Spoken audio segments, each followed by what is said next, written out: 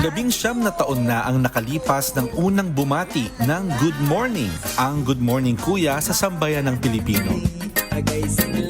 Good morning.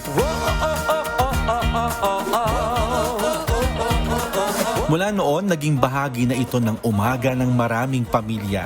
Sa lubungin ng umaga ng may ngiti at kay sigla. Naghatid ng balita, impormasyon, inspirasyon at higit sa lahat, mga programang may malasakit sa kapwa. Good morning kuya, o kay sarap ng umaga. Good na good talaga.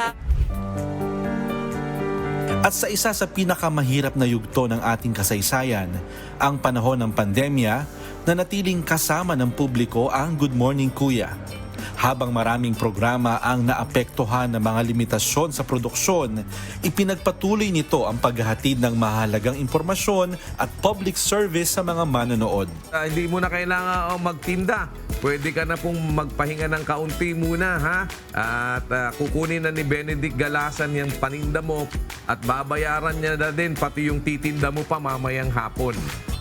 Ngayon, sa pagdiriwang ng ika-19 na anibersaryo nito, isang bagong yugto ang sisimulan ng Good Morning Kuya.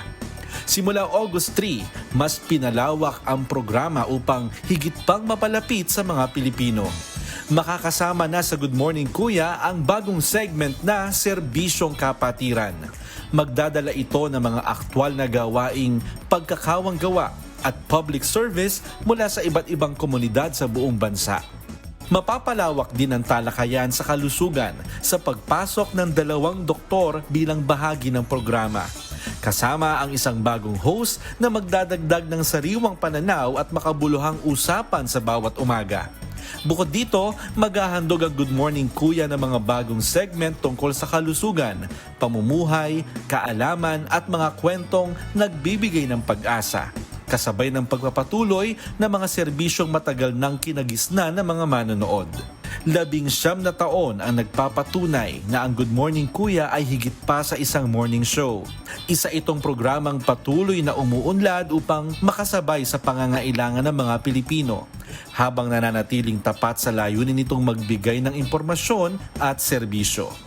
Abangan ang mas pinalawak na Good Morning Kuya simula August 3, Lunes hanggang Biyernes, alas 6:30 hanggang alas 9 ng umaga, dito lamang sa UNTV.